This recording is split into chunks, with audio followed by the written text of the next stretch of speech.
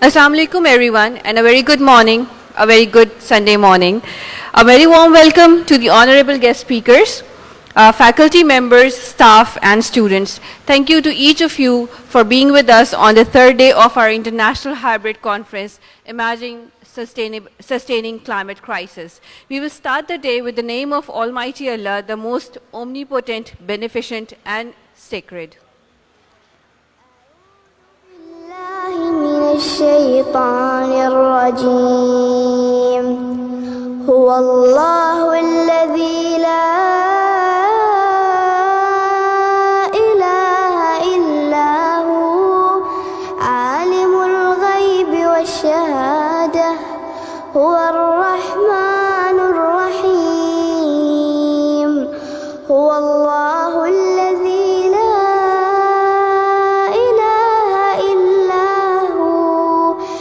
الملك القدوس السلام المؤمن المهيمن العزيز الجبار المتكبر سبحان الله عما يشركون هو الله الخالق البارئ المصور له الأسماء الحسنى يسبح له السماوات والأرض وهو العزيز الحكيم.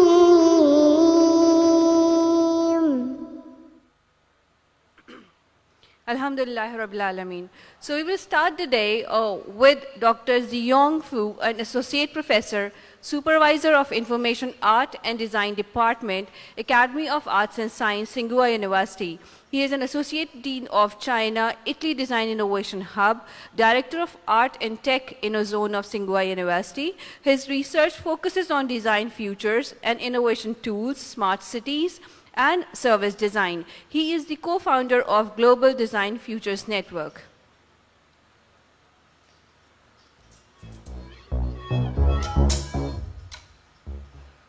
Hello, this is Jun Fu from Tsinghua University, Beijing, China. I'm very happy to join this conference. So I will share my PowerPoint. So my talk's topic is Empowered Futures for Climate Change Maker. So I'm also very glad to celebrate the UN World Futures Day during this conference. So I'm currently associate professor of Academy of Arts and Design in Tsinghua University, and my research focus on design futures and innovation tools, smart cities, and service design. I'm also the co-founder of Global Design Future Network. So this network is to connect to the diverse design futures community that span multiple related fields such as history, futurology, art, design, philosophy, sociology. So the global climate change and the crisis from ecological environment to public health and the challenges of the Anthropocene make us transfer our focus from ourselves to the harmonious coexistence relationship between economy, nature, and mankind. The application of AI technology has triggered a new discussion on human-machine relationship, promoted design researchers and practitioners to rethink the symbiosis of technology, society, and culture, and also brought about the transformation of design process and method. So human beings began to pay attention to diverse social problems for pursuing sustainable development. Various international and local organizations are committed to utilizing global resources to jointly figure out effective solutions and provide corresponding reference cases, development method, implementation support, and design tools. Being faced with the complexity of the social and the technological problems, various open innovation methods has been put forward. Participatory innovation, future studies, technology foresight, Living Lab, and other tools had been implemented. Operating Manual for Spaceship Earth is a short book by Buckminster Fuller, first established in 1969. He questions the concept of specialization calls for a design revolution of innovation and offer advice on how to guide Spaceship Earth towards a sustainable future. So we integrated the topic of Spaceship Earth into our course, Interaction Design 2, undergraduate students course this year. So we set the theme of design practice based on the concept of green, low carbon, and sustainable development, and carry out sustainable exploration and design future-scaping around the community, ecology, future-scaping around the community, ecology, environment, and other issues. Futurescape is a tangible and comprehensive depiction of innovation ideas' future impact. This model can come in form of a series of short stories, interactive exhibits, virtual reality experience, detailed illustrations. So drawing on the Fuller's concept, we ask students to imagine that they had to leave the Earth because of its scarcity and create a sustainable living environment in a space capsule with limited resource. Pushed to the extreme, future thinking help to backcast to the present and trigger a sense of appreciation for our home planet. So we regard students as a change maker of sustainable development and support them to carry out event design. Based on the method of design foresight, we built a didactic prototype based on the future's signal and the future science, and to explore how to influence people's cognition and actions through design. Each change maker also become a curator in this class. They will build interaction scenario inspired by future science and deliver the futurescaping to participants in the form of a social interaction, which is verified in the public space. Based on the design foresight and the digital curation, combined with the XR technology, this work hopes to transform concept about climate change and shape social experience and influence human behavior. So in this course, we divided the students into 4 groups and designed 4 different topics. Because of the time issue, so I will introduce one of this topic. So this topic is future plants. In order to help the plants survive in a deteriorational environment, scientists had developed mechanical beans to help pollinate and continuously improve plant gene and traits. And in the process, scientists have discovered great potential of the plants in responding to the dual carbon policy. Set in 2060, it has been entered a new era of plants transformation planning, and the plants have evolved into the huge plant factory, and the artificial design become energy supply station for the human survival. So now I will show a video.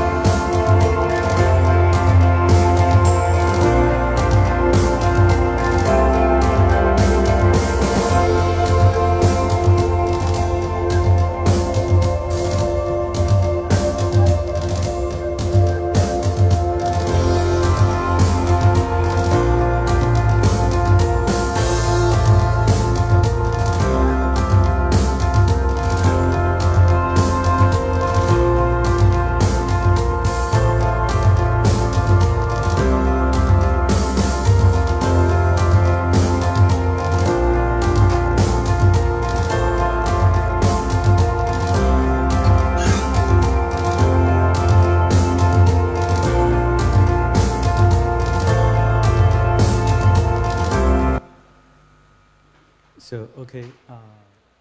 So this is what he rightly said.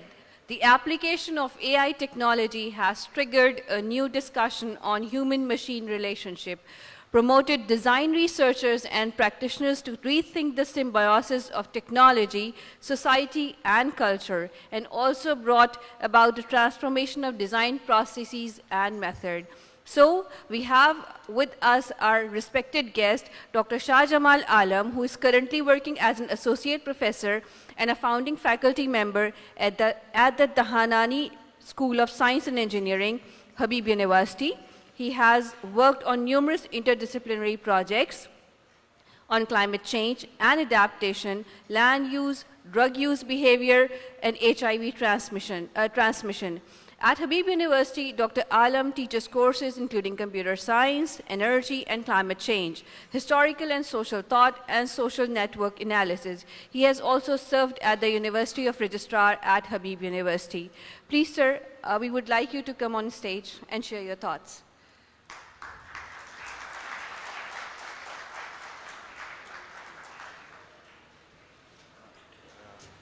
All right, good. Assalamu alaikum. Am I audible? Okay. Great. Yeah, this is hello. Assalamu alaikum. Adab. I'm Shah Jamal Alam. I teach at Habib University. I'm thankful to Dr. Shams and Salman Saab and Iqra University for inviting me. And thank you all of you to be here. I'll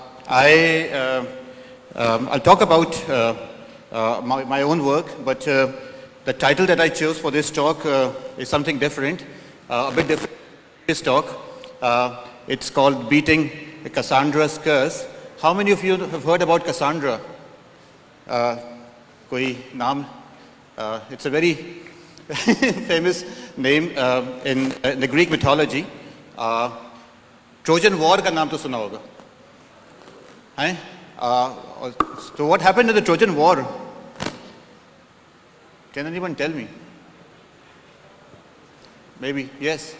There's someone in the back.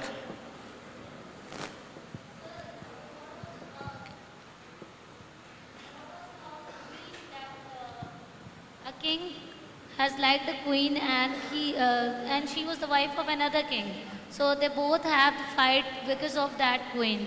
And Achilles and Hector were the famous characters in this. Right. So this one of the greatest wars in our history, whether it's a fact or not that we don't know, definitely in our stories, is the Trojan War. But it has many significances. One of them is about this character who was the daughter or niece of King Priam. King Priam was the king of Troy. The Greeks launched 1,000 ships. Thank you. And they attacked Troy. Cassandra is a very, very interesting character for climate change because, of course, why is that the case? Because Cassandra, she was an acolyte, priestess थी Apollo के temple की, और वो जो Greek mythology में जो आपको पता है, अगर किसी को शौक है, तो Apollo wanted to have some romantic relations with Cassandra, and Cassandra declined. So Apollo cursed this priestess of his. Apollo, the Greek god, उसने curse किया Cassandra को. The curse was called the curse of prediction and prophecy. Well, the curse क्या था? कि she will always be able to make the right prophecy. She became an oracle, of course. हमेशा सही पेशन गोई करेगी. मगर nobody will believe her. The curse was not about the prophecy. The curse was about that she would always be able to make the right prediction and make the right prophecy, but no one will ever believe her. Why is that the case for climate change? I'll talk about in a minute.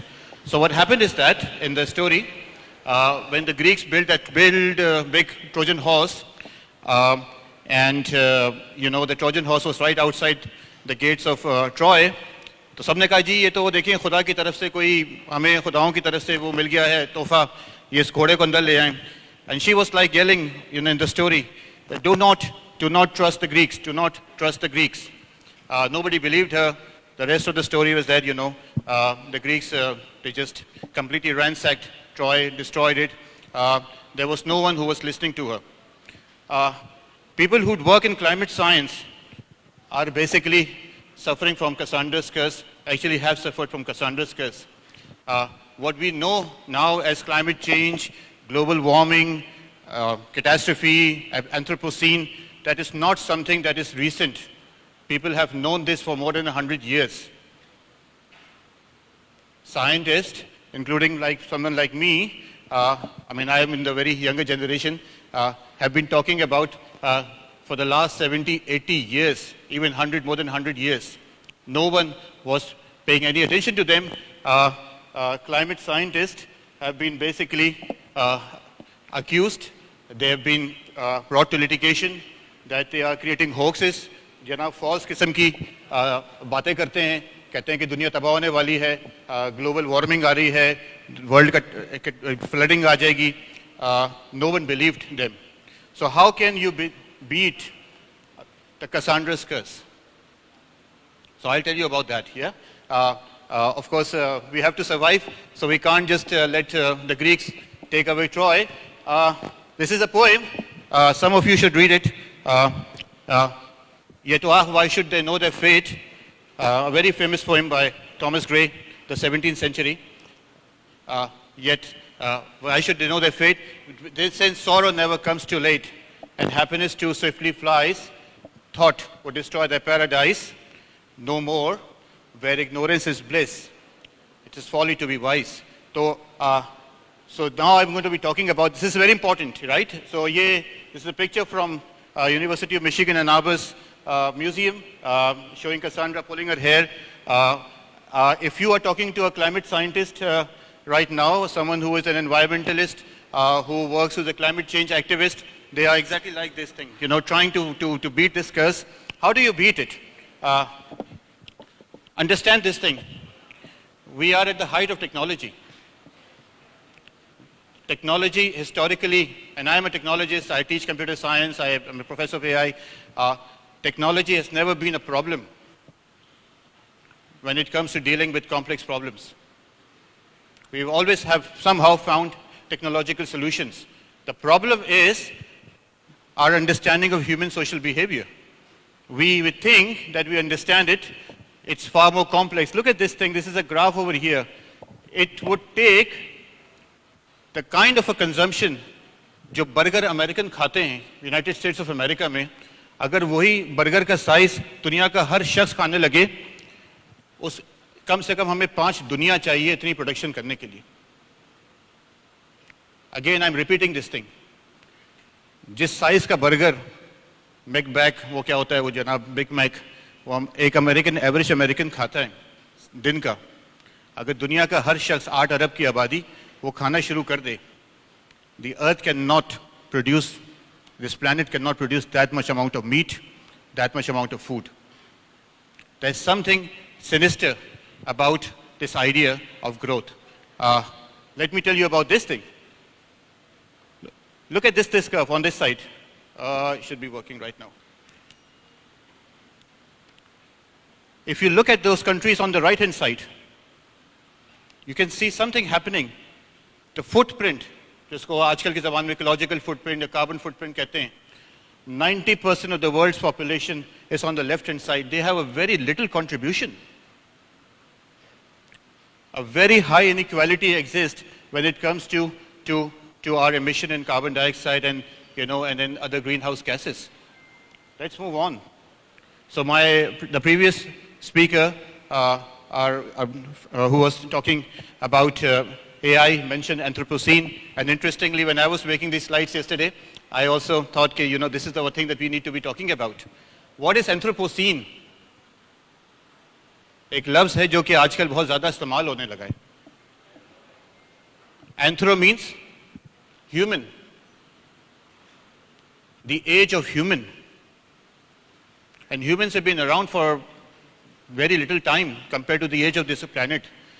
6.5 अरब 8-7 अरब की इस दुनिया में इंसानों का जो time गुजारा है हमने, वो बहुत थोड़ा है.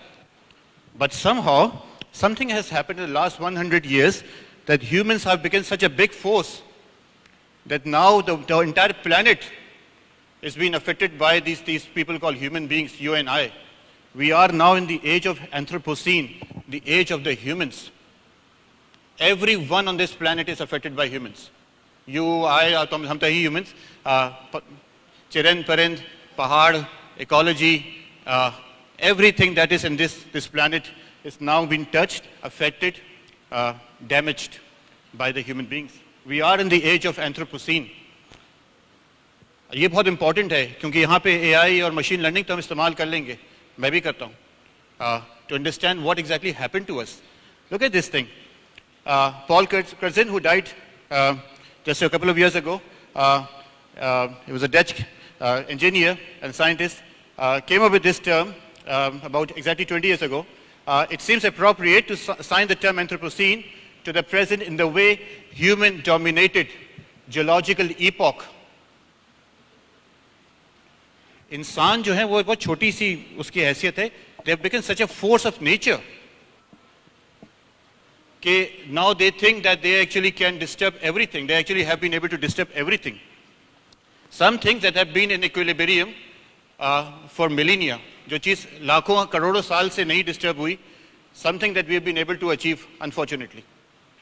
तो कैसे किया है हम इंसानों में ऐसी ये ताकत आ कहाँ से गई खामखा?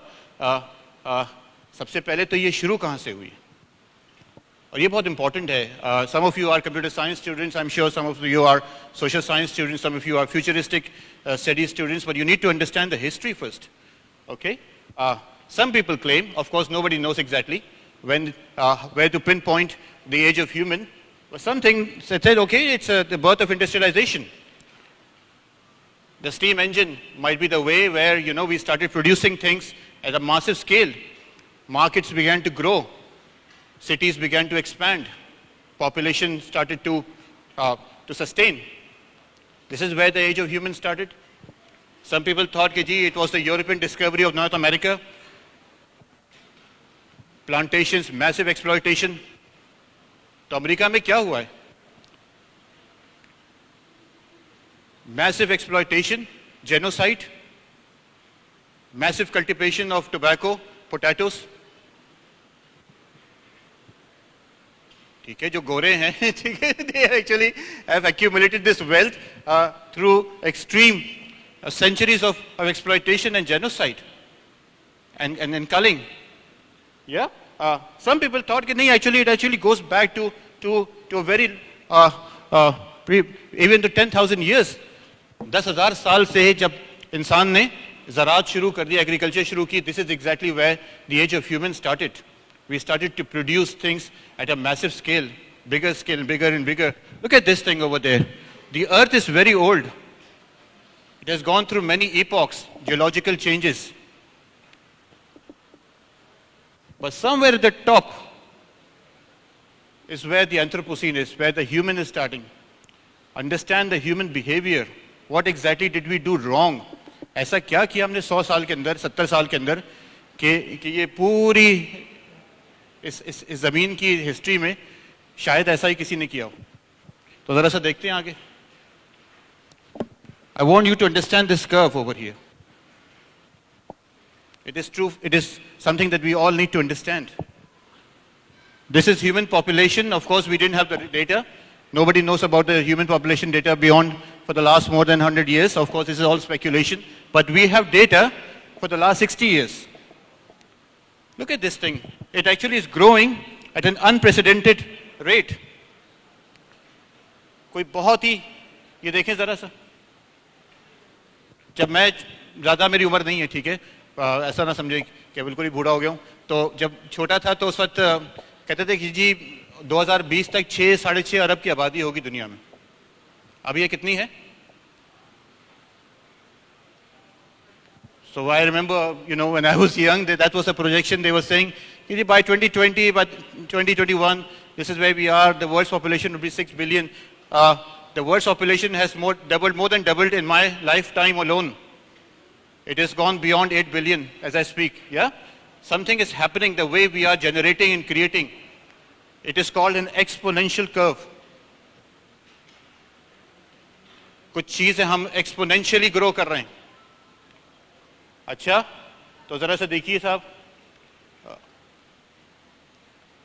The human expansion,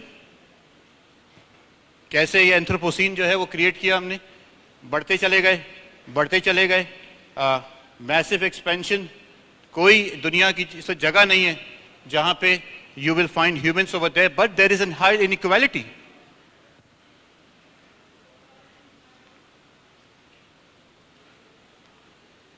All right, so this was 6 billion happened. By 20 साल में we have covered 2 billion of population now. आगे चलते हैं जनाब.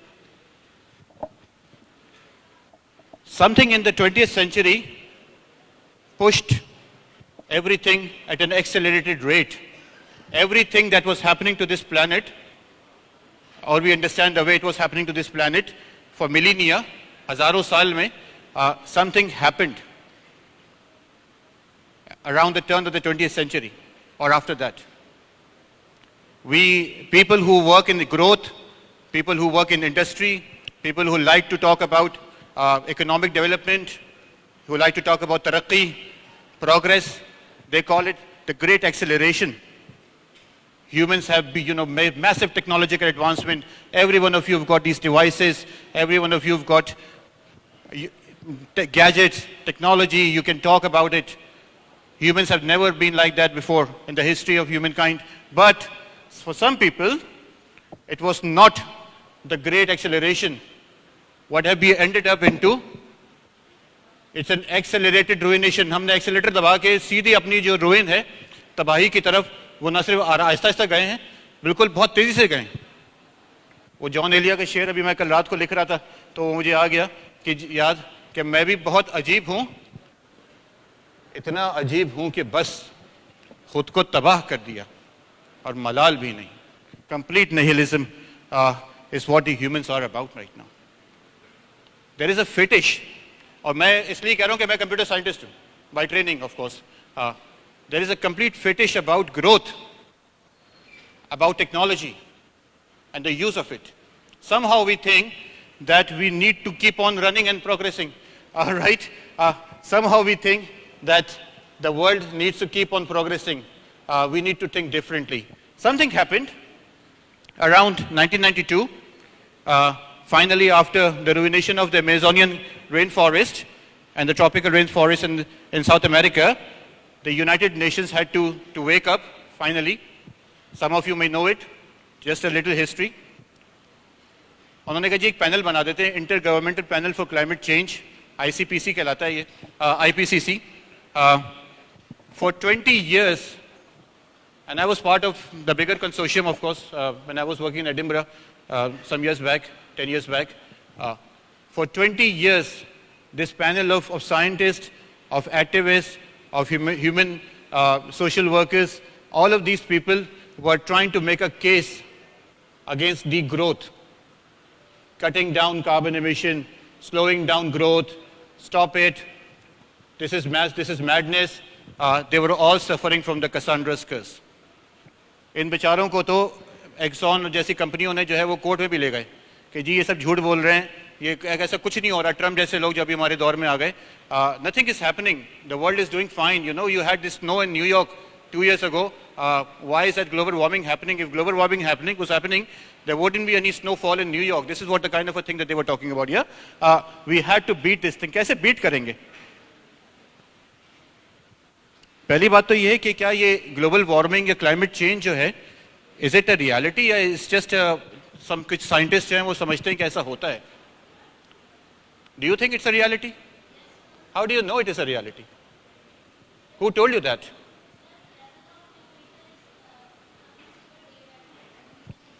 सम पीपल वुड से कि ये तो दुनिया की उम्र तो बहुत ज्यादा है, ये तो साइक्लिक बिहेवियर है, हो सकता है 200 साल के बाद जो है ये फिर इस्टेब्लिश हो जाए. आपके पास तो डेटा ही सिर्फ जो है 100 साल का है भाई, कैसे आप इस्टेब्लिश कर सकती हैं? Alright, we are data oriented people, तो डेटा ही आपके पास 100 साल का है. We haven't got this data for lot of time. We haven't been collecting the global temperature. How can you be sure of that? Alright, okay, so you can see there is a kind of a significant change in the global temperature, some anomaly. All right, more anomalies. Rise in the sea level. Okay, something happening again in the last 60, 70 years. Look at this thing. The curve is changing. फिर भी people can counter back. नहीं जी, ये तो कुछ भी नहीं है. हो सकता है आपकी मेजरमेंट ही गलती हो. ऐसा भी हो सकता है ना. आहा, तो और डेटा देखते हैं. कार्बन डाइऑक्साइड का एमिशन देखते हैं जनाब. The amount of particles that exist in the atmosphere. उसको भी रिकॉर्ड कर लेते हैं कि जी अच्छा देखिए हमारे पास डेटा नहीं है. The only data that we have, we've been recording for the last 1940 से 50 से कुछ डेटा आना शुरू हुआ, reliable data. उससे पहले जो है वो बड़ा हैंड वेविंग है. बस, but look at this curve over here. This curve is the most important thing. In the span of last 40 years, the growth has not been linear. The growth has been exponential. Things are doubling at a much faster rate than we can control. Acceleration is happening. It is not stable. तो okay जी, तो फिर और जरा सा बिगर perspective में देखते हैं कि ऐसा क्यों हो रहा है. क्या ये कर्व जो है वो सिर्फ सी लेवल में भी नजर आ रहा है, या ह्यूमन पॉपुलेशन में भी नजर आ रहा है, या ग्लोबल टेम्परेचर में नजर आ रहा है, या कुछ और भी चीजें हो रही हैं. There is, and thanks to फ्रेजोस, this for his, I'm using his pictures from his book. Look at this thing. There, on the left hand side, there is a curve about the human use. This is about human behavior and our use of technology. The other side is the geological indicators. Two very different things. For until the 20th, turn of the 21st century, we thought that technology is actually helping humans. We are now using, janab, हमारी electronic devices are there. हमारा tourism बढ़ गया है. Look at that. We can now fly. We can go anywhere we want. The world has become a global village, even smaller than that now. We can build large, huge dams. This fetish about dams, and then water use. Our populations are growing. We are now in the era of mega cities. Cities whose population go beyond 10 million are so many now around the world, especially in this part of the region. We've been cherishing our advancement, but on the other hand, right around the same time, simultaneously, the world, the planet that we are living in, we call Earth, has been directly affected by what we've been doing. You bring these two pictures together, now you started to think what actually went wrong.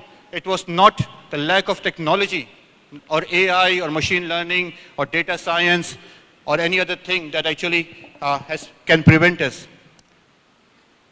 It is about the change of behavior. The way we look ourselves as species compared to other species who live on this planet. And that fetish started with the 1940s ke baad se. Somehow we thought that because we are technologically advanced species, we can control the system, we can control everything. हम हर चीज, हम तो बहैसियत इंसान बने ही जो है वो दुनिया को जो है वो रूल करने के लिए. तो ये देखिए हशर क्या किया हमने अपना. ये एक्सपोनेंशियल कर्व जो नजर आ रहा है बार बार देखो. And I can come up with so many other data. तो कहाँ तक रिफ्यूट करोगे? मगर ये आता कैसे है? ऐसा क्या होता है जिससे ये आपको देखो कि जो छोटे in a very small amount of time, things grow extremely fast. Anyone? Right, okay. So people have been using fossil fuel, right?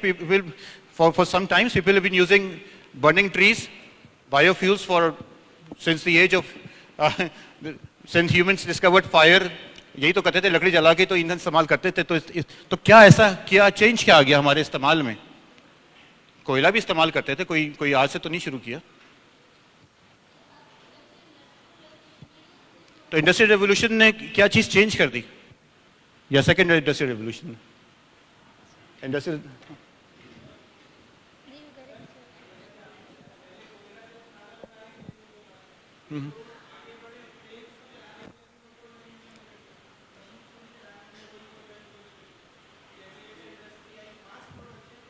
So growth for the sake of growth.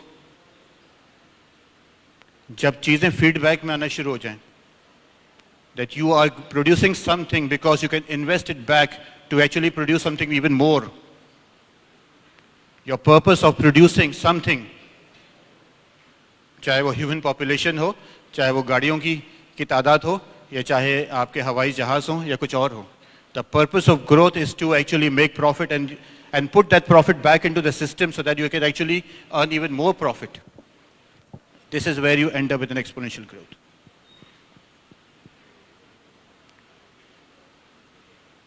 And that is something that we all need to start worrying about. I mean, this is nothing surprising.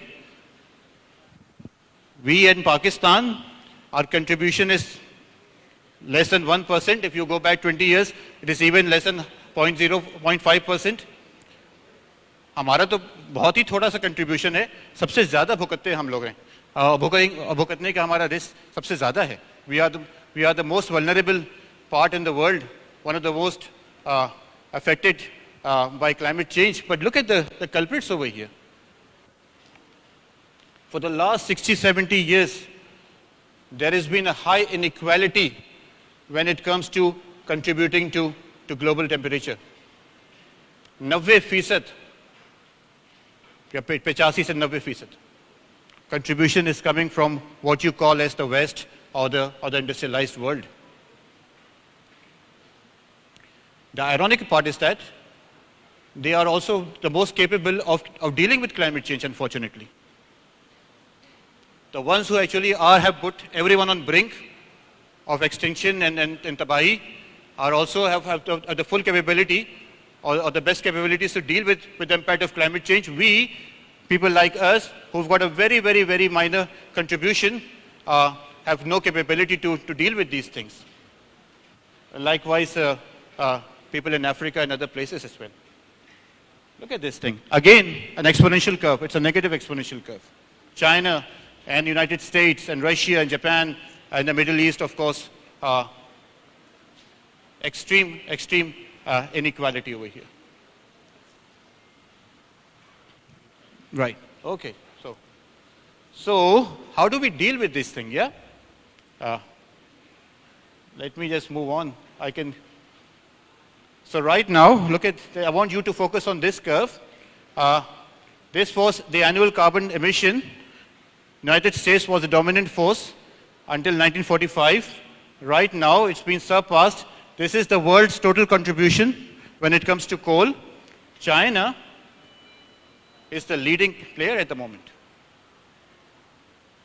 तरक्की और तबाही जो है, दोनों का बहुत गहरा रब्त है, बदकिस्मती से. मगर मैं आता हूँ अपनी मॉडलिंग के ऊपर. So how do we deal with these things? Yeah, I've got only little time remaining. How do we as scientists deal with these things, beating Cassandra's curse? The first attempt was in 1970s. Some people gathered, called the Club of Rome, MIT के लोग थे, started to talk about coming up with a model, trying to tell the world. This is 1970. Nobody was talking about climate change and environmental pollution and global warming and fala and catastrophe. This is just before the Arab-Israel war. Oil production was at the height, things were very, very nice for the world. But they were actually saying that something is happening. You need to slow down the growth. If you don't do that, we are heading towards massive ruination. Nobody listened to them. They were just, they remained in academia and in academic talks. Nobody was talking about them. Conveniently, it was ignored. Right now, we cannot ignore it. What they were prophesizing or predicting, they were scientists, of course, not oracles, was something which we found in 2004, very similar stuff. They were not wrong. They were able to detect the exponential growth. Magar nobody listened. I will skip that. I just tell you that what exactly we are doing right now. Maybe some other day. Let me just walk you through with this. Okay. I'm usually having a more, how do I go with this? I think right.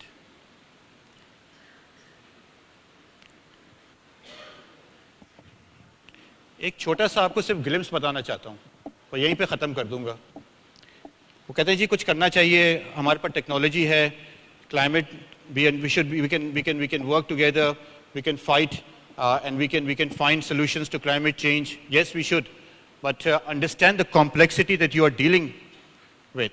And I'll just give you one very tiny glimpse of it, ताकि वो तमाम लोग जिनको कभी ना कभी इंशाल्लाह जो है वो इस काम में दाखिल हों, अंदर समझ लें कि हम किस किस्म के कॉन्डेंटर में फंसे हुए हैं। ये एक छोटा सा मॉडल है, एक छोटा सा सिस्टम है नेदरलैंड्स के एक छोटी सी वादी का, जो सॉरी कहने के वादी कहिए, वो एक उनकी स्ट्रीम का कि ये का एक मॉडल है, ठीक है। To understand the impact of climate change for a region which is so tiny, you have to deal with so many different factors.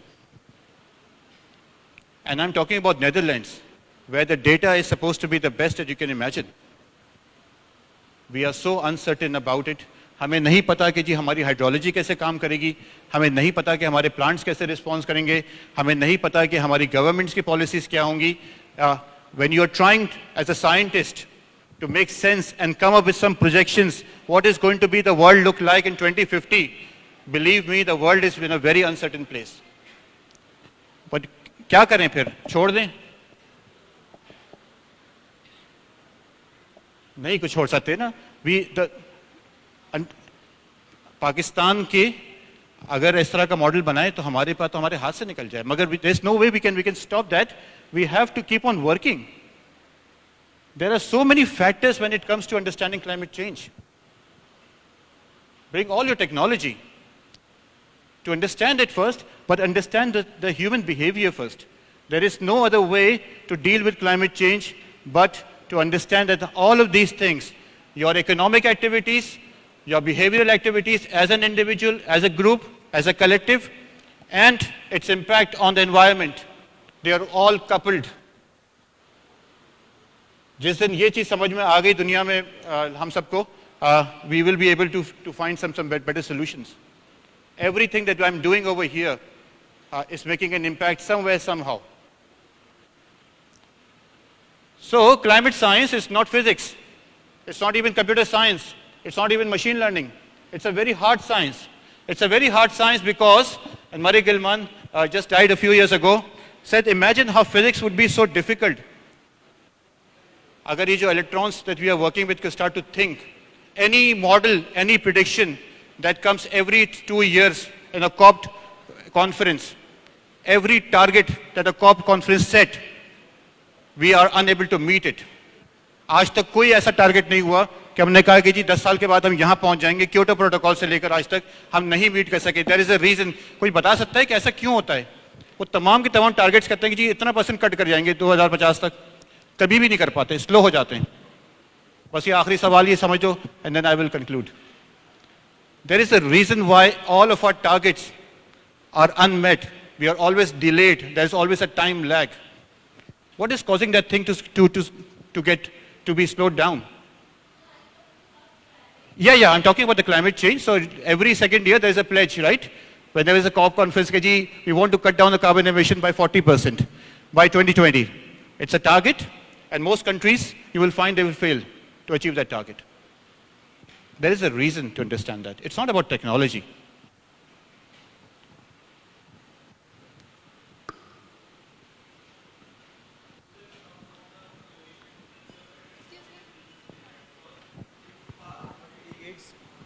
In past early decades, we see the steam engine was also an innovation. So it also changes the climate and it also harms the climate. So we can say the innovation can be a good discussion about to talk about and reduce it. Right. Because we say because we think about it that innovation can easily provide essentials in our life, but in mainly we think that.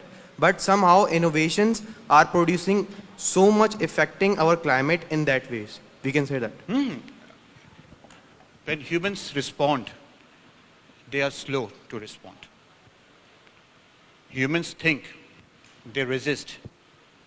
That's part of our nature. They copy as well, but they resist change as well. Sir, actually, if they want to reduce it, they also want to earn the profit. If they are saying that we are reducing the carbon, but they are also saying that we have to make them profit. So as human beings, if they are being selfish for that, so they cannot achieve the targets. बिल्कुल आपकी बात बहुत अच्छी है growth mindset के साथ आप target achieve नहीं कर सकते ये दोनों बड़े कंट्राडिक्टरी चीज़ें हैं if you have a growth mindset then achieving these targets are beyond anyone's capability oops I think if I can switch back to my last slide and then okay there you go so just to recap my final takeaway is for you to take whenever you're seeing these curves and talking about bigger things about the planet and land use and global climate change, these are very big things. Okay? We haven't been able to understand, even a fraction of it yet.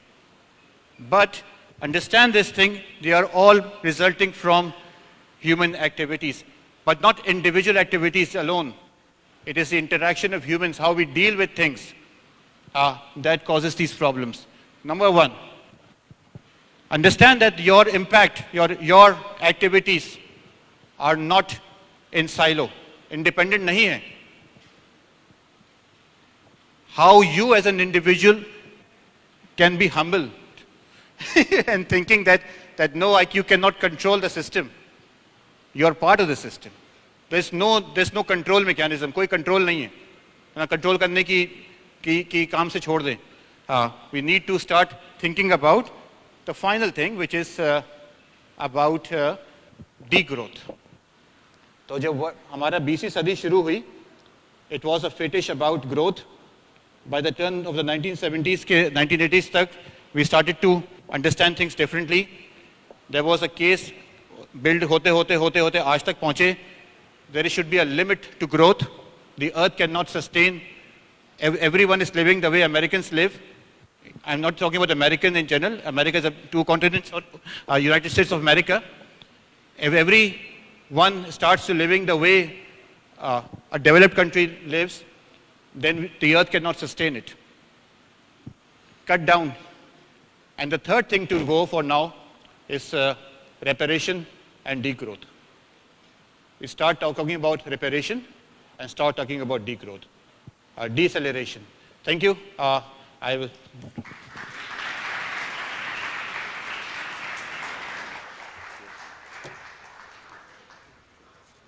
Any questions?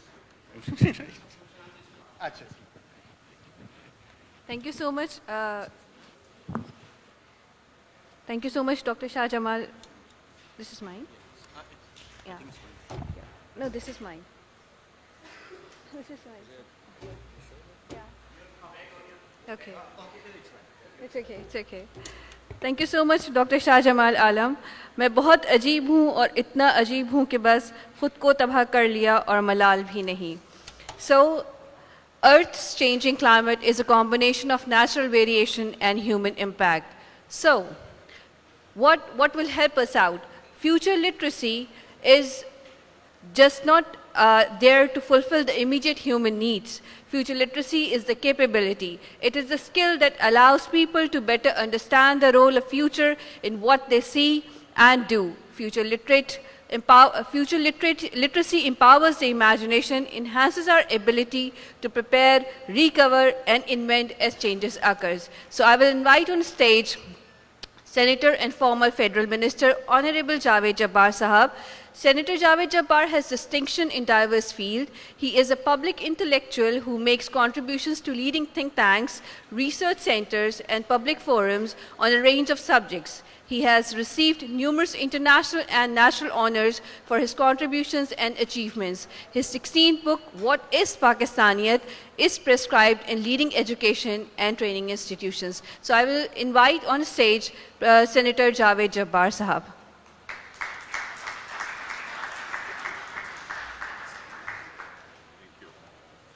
ये जो है ना ये सामने रख दें ताकि I can abide by the discipline. Bismillah ar-Rahman ar-Rahim. Dr. Shamsabid, Dr. Shah Jamal, I'll use this. Faculty and rapidly declining population. MashaAllah, the world population may be increasing, but the population inside this hall, mashallah, is declining. तो ये तो बड़ी अच्छी बात है, क्योंकि Pakistanis तो population को बढ़ाने में दुनिया में सबसे आगे हैं. लेकिन शुक्र है कि इक़रा यूनिवर्सिटी में आकर पॉपुलेशन बढ़ाने पर कुछ पाबंदियां नज़र आती हैं, और यहाँ पर हाजिर होकर हम साहब के दावत पर बहुत खुशी महसूस हो रही है, क्योंकि पहली दफ़ा मैंने गलती की है इस कैंपस पर आने की.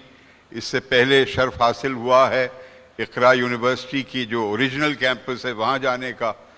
And to be conscious of this very unusual institution of excellence founded by the late, much lamented Hunayd Lakhani Sahab. I think he has made a valuable contribution without being an educationist, understanding the value of education. What a futurist he was. And it is so tragic a loss for Pakistan and for humanity. So I hope his soul, I pray for his soul to rest in eternal peace. And the whole leadership of Iqra University is to be lauded, the Vice Chancellor Qari Sahab and Ram Sabit Sahab in particular, for this focus on the future. And the future has been so well indicated by the preceding speaker, Shah Sahab. What a fine presentation you made. So comprehensive, so fact-based, हक़ाइक़ तल्ख़ हक़ाइक़ के पर मबनी और बहुत दिलचस्प global perspective आपको पेश किया.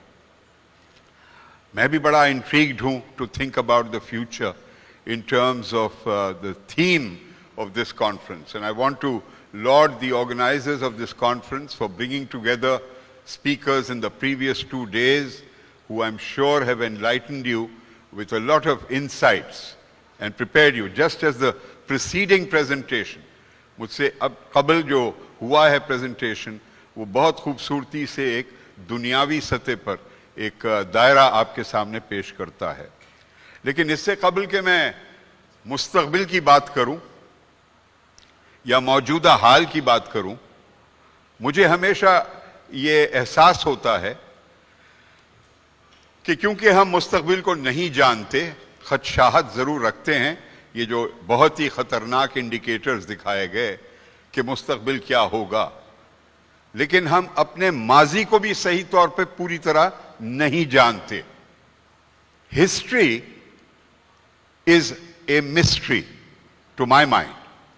We know about Quaid-e Azam फलाने दिन पैदा हुए थे, फलाना दिन गुजर गए, पाकिस्तान की आज़ादी फलाने तारीख को आ गई. But most of human history is still a mystery. Recorded history began less than 10,000 years ago. और हम माशाल्लाह इस शक्ल में घूम रहे हैं दुनिया में, एक अंदाजे के मुताबिक 2 लाख साल से, एक और अंदाजे के मुताबिक 70,000 साल से.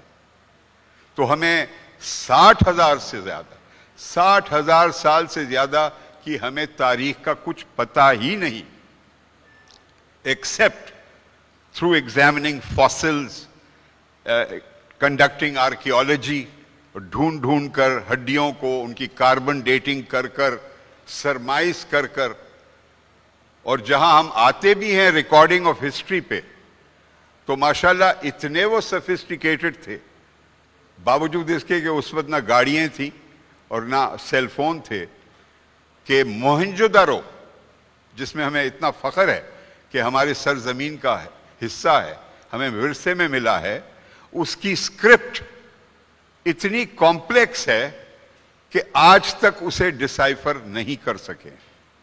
We have not yet been able to decipher the language of our own civilization called the Indus Valley civilization. And there are so many other facets of history which we still don't know about. और मैं तारीख पर इसलिए जोर दे रहा हूँ क्योंकि हमारे दौर में माशाल्लाह, who wants to study history? Everyone wants to become a computer engineer, software designer, a doctor, management. Yes, all of these are very important, and I'm sure they will give you very good livelihoods in corporations. But a society must constantly study its history, yesterday and today, in order to become prepared for the future. Because there are still many things to learn from history, and there are continuing lessons to be learned from today, what is happening in Pakistan today. And apropos this subject about sustaining the climate crisis, how do we live with it? Well, पहले तो ये तजाद देखें कि हम एक इतना खुशकिस्मत हैं कि हम एक ऐसे दौर में हैं जहां पर डेटा और इत्तिलात की कोई कमी नहीं है, कोई किल्लत नहीं, बल्कि there is an explosive surplus of information. It is coming to you through social media, coming through you through FM radio, TV channels, akhbarat, bill hoardings, even the things you buy, there is packaging के ऊपर सब कुछ लिखा हुआ है कि कौन से ingredients इस product में गए हैं. My God, information all around. लेकिन इस information की अब इस हद तक इंतहा हो गई है कि एक नई बीमारी भी पैदा हुई है जिसका नाम है attention deficit disorder, ADD. आपकी तवज्जो माशाल्लाह अगर मैं 15 या 20 सेकंड तक भी रख लूं तो एक मौजज़ा होगा, क्योंकि आप में से कई शहजादे और शहजादियां अपने हाथ में आपके पसंदीदा खिलौने के साथ खेल रहे हैं, क्योंकि it's much better to watch Instagram या टिकटॉक या फेसबुक. अपनी अपनी गर्लफ्रेंड्स को कोई पैगाम भेज रहा है, शायद कोई गर्लफ्रेंड भी अपने बॉयफ्रेंड को पैगाम भेज रही है. कोई हर्ज नहीं. इकरा यूनिवर्सिटी में पाबंदियां तो नहीं है इस तरह की खतरनाक पाबंदियां. Attention deficit disorder. बस यार जो बात करनी है 15-20 सेकंड में कर लो, क्योंकि उसके बाद लोग नहीं पढ़ेंगे. हर चीज को मुख्तसर कर दो, क्योंकि अब तो तवज्जो कहां देते हैं हमारे नौजवान. नौजवान छोड़ो बल्कि बुजुर्गान भी तवज्जो नहीं देते. कहा जाता है कि जी किताब कौन पढ़ेगा यार, 200-300 सफ़े, that requires too much attention. And yet, in this very world, in this very Pakistan, we have an attention drought.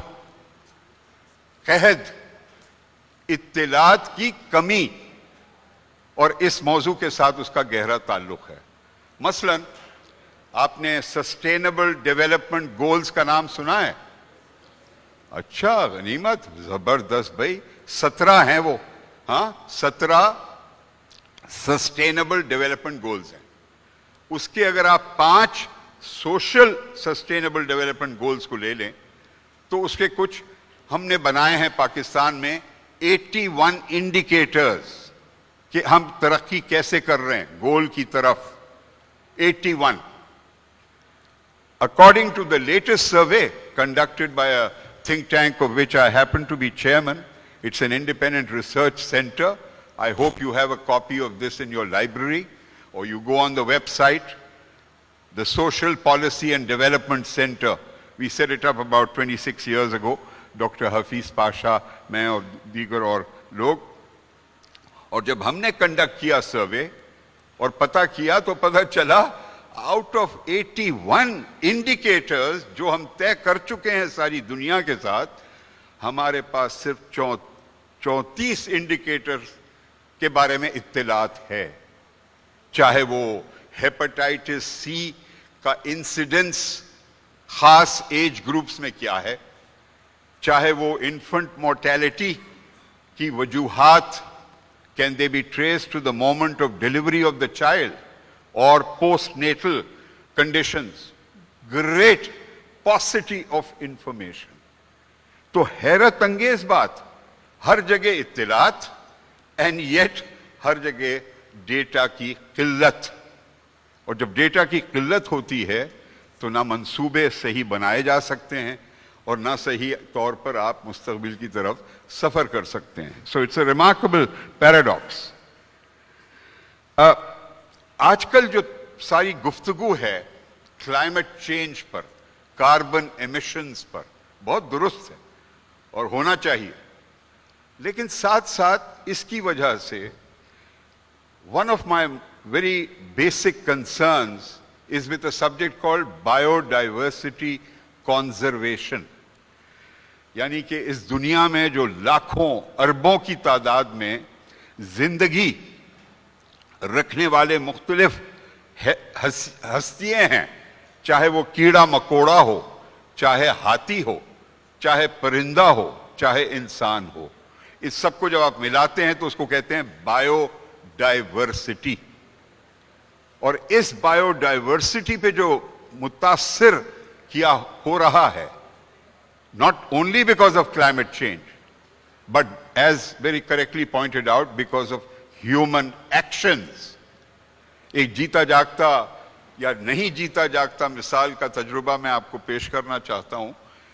کچھ 37 سال سے میں رضاکار کام کرتا ہوں تھر پارکر میں، اور وہاں پر اس وقت ہم ایک ولچر کنزرویشن پروجیکٹ چلا رہے ہیں.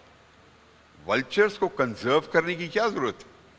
ولچرز تو are not a very pleasant bird to look at. They eat only dead flesh. لیکن 20 years ago, suddenly in Pakistan, in India, in Nepal, Bangladesh, Kenya, the vulture population started to decline dramatically. And people were aghast. Kya hua? Why have vultures started disappearing? When they conducted post-mortems on the dead vultures, and they found a chemical, and they traced it to the fact that that chemical came from a medicine called diclofenac, which is administered to livestock, گائے بھینس، اس کے yield کو boost کرنے کے لیے. لیکن اس کا جو element ہے that proves lethal for the digestive system of the vultures. So, from tens and thousands of these natural scavengers, قدرت نے خود پیدا کیا ہے ایک ایسی انوکھی species which used to clean up dead flesh. اس کے ڈکلائن کی وجہ سے بیماریوں کا پھیلنا شروع ہوا ان ایریاز میں. بالخصوص فیرل ڈاگز کی تعداد بڑھ گئی، پوائزننگ شروع ہو گئی پولز آف واٹر کی، دیگر. اور تو ہم نے جب کیمپین کیا اور سارے ممالک نے مل کے کیمپین کیا، وہ ڈیکلوفینیک پر بین لگانے کی میں ہم کامیاب ہوئے. پتہ چلا کہ پاکستان میں بہت کم جو بچ گئے ہیں ولچرز، وہ ہیں نگر پارکر میں، تھر پارکر میں، کچھ ہیں پنجاب میں، کچھ ہیں بلوچستان میں. آہستہ آہستہ we are bringing the vulture population back to minimal normal. اور وہ اتنا اہم اس لیے ہے کہ ولچر صرف ایک انڈا دیتی ہیں پورے سال میں. And other species try to attack that, capture that egg. So it's so important to ensure کہ ان کے future generations بھی affect ہوں. یہ ایک میں مثال دے رہا ہوں. کئی اور ایسی species ہیں پاکستان میں which are threatened for various reasons. And around the world, there are so many species that are disappearing because of human action. ہاتھیوں کو بڑی مشکل سے بچایا ہے because we were looking for the ivory of their tusks. We almost made the tiger extinct until there was strong action to protect the tiger. So, biodiversity conservation کو ضرور یاد رکھیے is as important as climate change, because we are part of the web of nature. ہم شاید سمجھیں کہ جی میرا کیا تعلق ولچر کے ساتھ، لیکن ہر انسان کا تعلق دوسرے اسپیشیز کے ساتھ ہوتا ہے. یہ کہا جاتا ہے کہ if a butterfly flutters its wings in the Amazon in South America, it has a connection with climate change in Pakistan. That's how close the integrated nature, the pattern of nature is and can be. So we have a duty to protect it. Looking at the theme of the subject, I want to begin with 3 P's. اور ماشاءاللہ begin میں کیا کروں؟ آپ ہی کے پاس آتے ہوئے، حاضر ہوتے ہوئے میرا پہلا پی تو مجھے سڑکوں پہ نظر آ گیا. پولیوشن, آہا کیا خوبصورت انداز میں سڑکوں پر پولیوشن نظر آتا ہے. بلکہ میں یہ نہیں کوئی آپ کے اوپر ججمنٹ پاس کر رہا ہوں, میں جس علاقے سے آیا وہاں بھی پولیوشن موجود, لیکن مجھے جو پولیوشن کا دکھ ہوتا ہے لیاری ریور کا حال دیکھ کر, which is no longer a river. Even Malir River is no longer a river, it's a drain, it's a sewage gutter. We made a river into a gutter. اور اگر ہم سمجھیں کہ نہیں جی at least we have the river Indus. ایک دن میں صبح اٹھا ڈی آئی خان کے ایک ہوٹل میں جو بالکل دریا کے ساتھ, and I noticed lumps and heaps of things floating down, and discovered that instead of destroying the waste, they just dump it. And this is happening across. آپ سکھر چلے جائیں, ماشاءاللہ وہاں جو دیکھیں گے آلودگی of what we are doing to the river. Human beings. So pollution by human beings of the roads, of the water, most of all, so important to human survival, is one of the greatest perils to climate change, with climate change. Second, ہمارا پسندیدہ material plastic. کیا ڈھیروں کے plastics نظر آتے ہیں باہر. میں نے پوچھا میرے دوست سے جنہوں نے زحمت کی تھی مجھے ڈرائیو کرنے کی, تو انہوں نے کہا نہیں صاحب, ہفتے میں ایک دفعہ آ کر وہ پورا جمع کر وہ لے جاتے ہیں.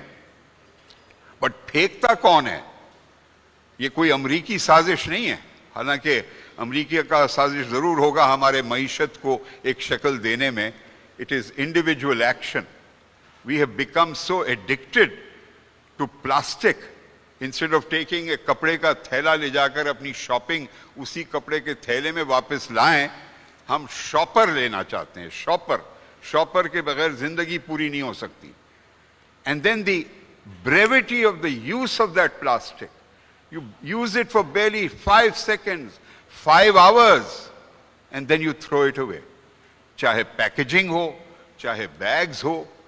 اور آپ ہمارے سمندروں کو دیکھیں, ساری دنیا کے سمندر, there will be more plastic in the oceans in the next 10 to 15 years than there will be fish, because we are converting this world into a world of plastic throwaway utilities that have destroyed this. And the third, جس کا میں نے ہلکا ذکر کیا تھا, population growth.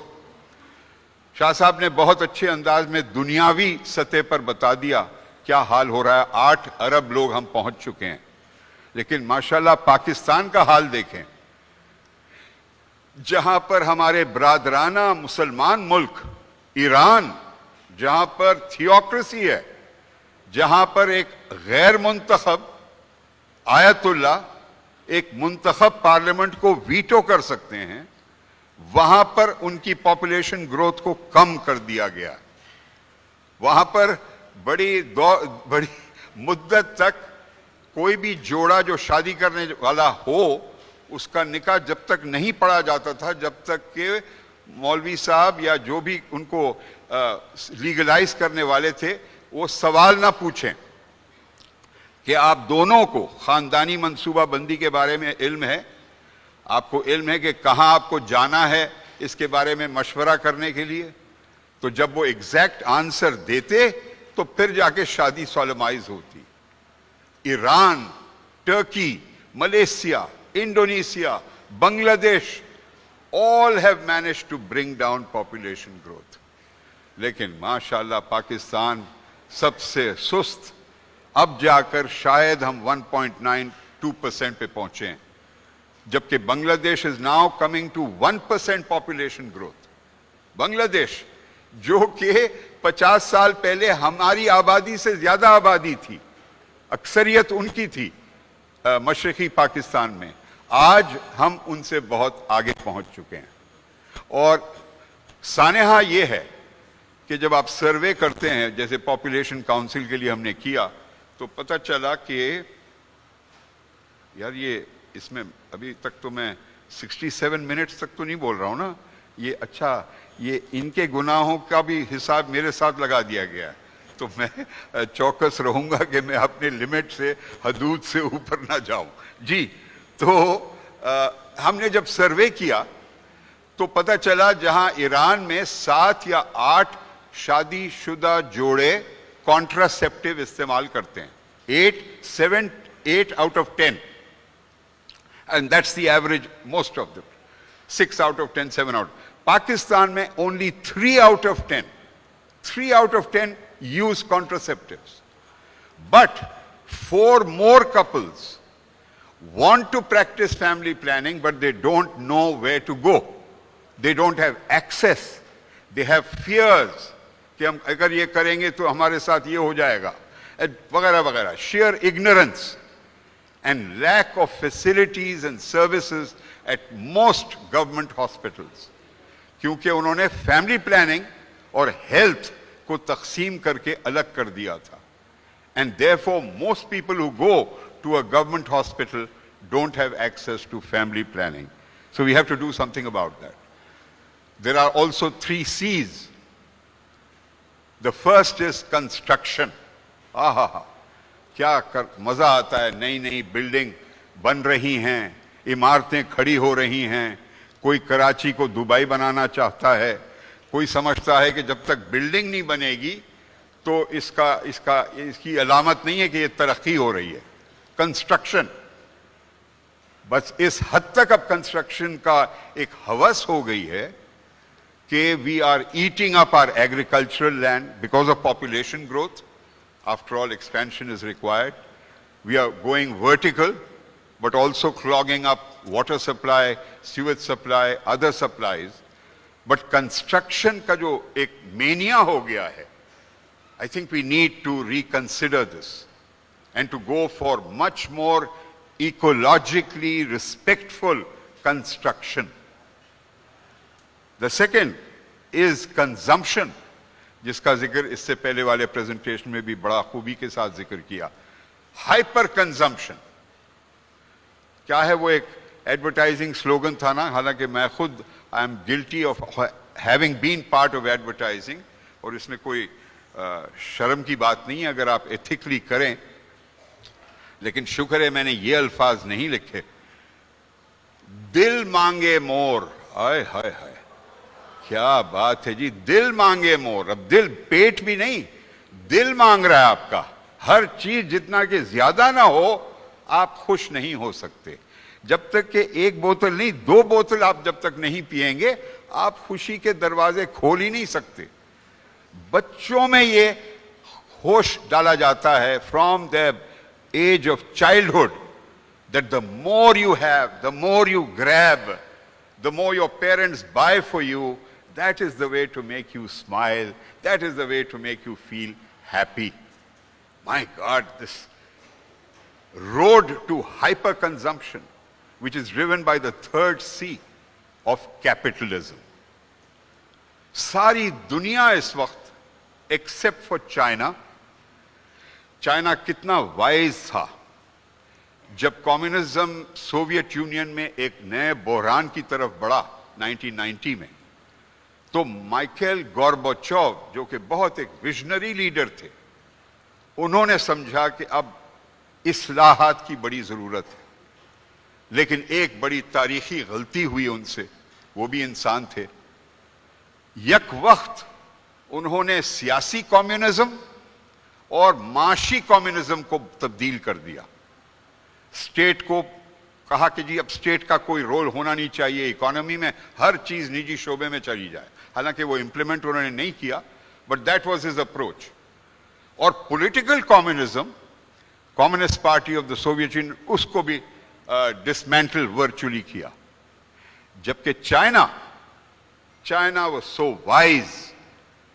China decided to retain political communism and change economic communism, partly bringing in state capitalism, which was already there, but encouraging private capitalism. اور اس wisdom کے نتیجے میں چائنا کی کیا معجزہ اس نے حاصل کیا. پہلی دفعہ انسان کی تاریخ میں صرف 30 سے 35 سال کے عرصے میں 60 کروڑ 60 करोड़ यानी कि पाकिस्तान की आबादी के 3/3 ज्यादा, 60 crore very poor Chinese were taken up and made part of the middle class. अब उनके अपने अपने घर हैं, अपनी अपनी मोटर बाइक है या मीन्स ऑफ ट्रांसपोर्ट है, मुलाजिमत है, रोजगार है, a transformation extraordinary. But capitalism का जो disease है, it is such a voracious appetite for profit कि सारी दुनिया को इसने लपेट में ले लिया. और ग्रोथ जिसका जिक्र किया हमारे शाह साहब ने, उस ग्रोथ की वजह से अब ये आम फहम ये होती है बात कि जी इस साल इतनी ग्रोथ नहीं हुई जीडीपी में, जैसे कि जीडीपी ग्रोथ ही एक ही जाविया है जज करने का कि आपकी तरक्की हो रही है या नहीं. This has become such a fundamental building block of economic policy and of political policy that we are taking the faster road to self-destruction. इस स्टेज पे मैं आपका तारुफ करवाना चाहता हूं एक तंजीम से जिसके साथ मेरा 8 साल रहा as an elected global vice president, the world's largest environment organization जिसका नाम है IUCN, International Union for Conservation of Nature. नाम सुना है? ओए होए होए. The world's best kept secret, दुनिया की सबसे पुरानी माहौलियात पर काम करने वाली तंजीम और सबसे अनोखी, क्योंकि ये वाहिद तंजीम है जिसमें रियासतें और गैर हुकूमती तंजीमें और 12,000 साइंसदान दीगर शोबों के सब हम मेंबर्स हैं. कोई और ऐसी तंजीम नहीं है जहां रियासत भी मेंबर हो और एनजीओ भी मेंबर हो. मैं 2 एनजीओस को हेड करता हूं पाकिस्तान में, वो दोनों मेंबर्स हैं, बांबेली एंड एसपीओ. आप इनकी वेबसाइट पे जाइएगा iucn.org. आपको कहीं और इतनी तेजी से आसानी से माहौलियात के किसी भी शोबे पर, बायोडाइवर्सिटी ले लें, क्लाइमेट चेंज ले लें, ग्लोबल वार्मिंग ले लें, आपको इत्तलात इससे बेहतर जगह नहीं मिलेगी. And it is all open to the people. तो मैं IUCN का जिक्र इसलिए कर रहा हूं कि न सिर्फ हम बायोडाइवर्सिटी पे तवज्जो देते हैं बल्कि एक्सप्लोर कर रहे हैं पैराडाइम शिफ्ट. पैराडाइम के मुराद ये जो हमने बुनियादी एक तसव्वुर बना लिया है कि जी ग्रोथ के बगैर तरक्की नामुमकिन है, ये एक पैराडाइम है, एक बुनियादी अकीदा हो गया है. क्या हम इसको तब्दील कर सकते हैं? तो मुझे बड़ी खुशी है इस किताब का तारुफ करवाने में. आप कोशिश कीजिएगा कि आपकी लाइब्रेरी में अगर ना हो तो इसको जरूर प्रिस्क्राइब करें. प्रॉस्पेरिटी विदाउट ग्रोथ, कि आप खुशहाली हासिल कर सकते हैं विदाउट डिस्ट्रॉइंग दिस प्लैनेट. और उसका सब टाइटल है economics for a finite planet, written by Tim Jackson, published in 2009. एंड जब आप पैराडाइम शिफ्ट करते हैं तो बहुत मेहनत करनी पड़ती है, मॉडलिंग करनी पड़ती है कि आप किस तरह करेंगे बगैर ग्रोथ के. क्या मुमकिन होगी कि खुशहाली सब पर आए, जो चीचा वतनी में हो, जो यहां पर हमारे कुचला जा रहा हो खड्डा बाजार में या लियारी में, और यहां नॉर्थ नाजिमाबाद में और नॉर्थ कराची में कुछ किस्म की इक्विटी आ सकती है in progress. He is trying to pioneer that, and some other environmental economists are also trying to develop models. And it will be people like you, amongst you are leaders of tomorrow. अपने आप को underestimate ना करें और ये ना सोचें कि जी सिर्फ मैं अगर एक इंजीनियर बनूंगा या सॉफ्टवेयर डिजाइनर बनूंगा या मैनेजमेंट एक्सपर्ट बनूंगा. दीगर अब नए फील्ड्स हैं. The whole field of environmental economics is a very rich field waiting for people like you to enter it and contribute ideas to the government of Pakistan, to the corporate sector, क्योंकि corporate sector इस वक्त हावी है हुकूमतों पर भी और आबादियों पर भी. बट आई एम होपफुल दुनियावी सतह पर और पाकिस्तान की सतह पर mass behavioural change can take place. दुनियावी सतह पर एक जमाने में सिगरेट ना सिर्फ आम फहम था, आप भी है, लेकिन वो कहीं पर भी आप स्मोक कर सकते थे, कमरों के अंदर, घरों के अंदर, नो पाबंदी. लेकिन by gradually raising public awareness around the world, advertising of cigarettes was banned from media. Smoking was banned from places of public interest and movement. मगरबी दुनिया में तो इस हद तक है कि आप बिल्डिंग के भी किसी हिस्से में नहीं कर सकते. जी हाँ, बिल्कुल. उनको नहीं दी पर्ची, मुझे दी है. देखा, बड़ी ये इम्तियाजी कार्रवाई है. लेकिन शुक्र है 5 मिनट और हैं. कोई बात नहीं, मैं 5 मिनट आपके सेव करूंगा. एक और मिनट ले लो. एक और मिनट. बहुत शुक्रिया. और कितनी अच्छी मीठा रंग है. आहा, लाल पर्ची भी नहीं है, ग्रीन कार्ड है, पाकिस्तान का कौमी रंग. वाह, बहुत शुक्रिया आपके खुलूस का. तो मैं अर्ज ये करना चाह रहा हूं कि जिस तरह दुनिया में बहुत बुनियादी तब्दीली करने वाले नौजवान गुज़िश्ता 30 साल में, चाहे वो बिल गेट्स हो, चाहे मार्क ज़करबर्ग हो, चाहे चाइना में जो लोगों ने टिकटॉक इन्वेंट किया हो, youth are capable of innovation. Youth are capable of forcing systems to change. And youth is not a matter of age. Youth is a matter of the mind, a youthful attitude. आप जब तारीख देखें तो एक बड़ा नौजवान आदमी था जिसका नाम था कायद आज़म मोहम्मद अली जिन्ना, जिसने पूरी दुनिया की शक्ल बदल दी by creating a state, by defining a nation, by defeating the Congress Party, the British government, and 4 fellow Muslim movements, Jamiatul Ulama Hind, जो आजकल माशाल्लाह JUIF की शक्ल में घूम रहे हैं इधर, defeating the Jamaat Islami, defeating the Unionist Party of Punjab, all of which were opposing Pakistan. So youth, the youthfulness of Mr. Jinnah's vision gave us this miracle called Pakistan. And youth is an attitude. It's a way you look at the possibilities of life. And you have before you, mashallah, over the next 20, 30 years, a great opportunity. And you are very privileged to be in a place with an exclusive focus on the future. वाह, बहुत कम ऐसे इदारे हैं पाकिस्तान में जो इतनी मेहनत और इतनी दिलचस्पी ले रहे हैं मुस्तकबिल की शक्ल को समझने में. और उसको शक्ल को समझने के लिए याद रखिए, तारीख में भी कभी कभी दिलचस्पी ले लीजिएगा. बहुत बहुत शुक्रिया. Thank you.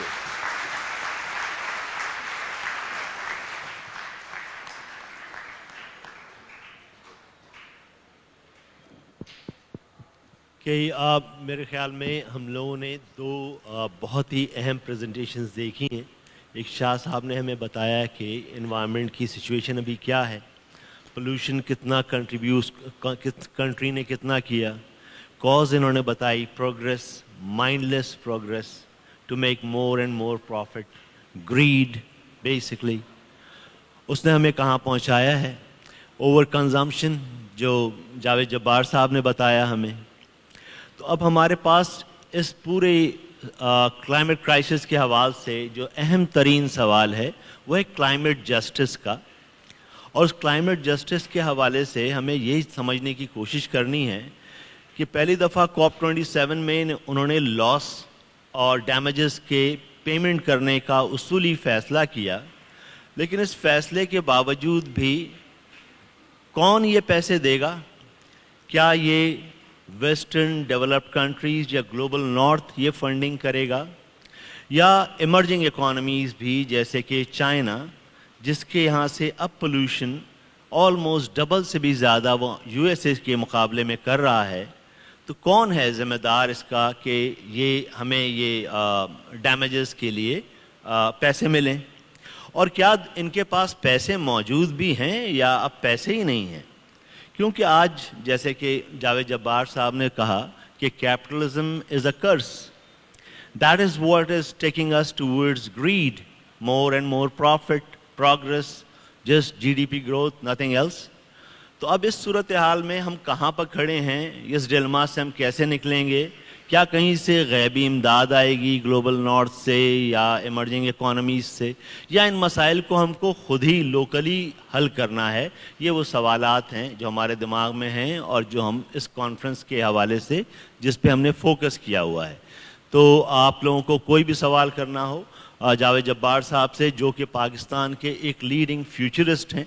ہمارے انسٹیٹیوٹ آف فیوچر اسٹڈیز جو کہ پاکستانی یونیورسٹی میں this is the first and only institute focused on future.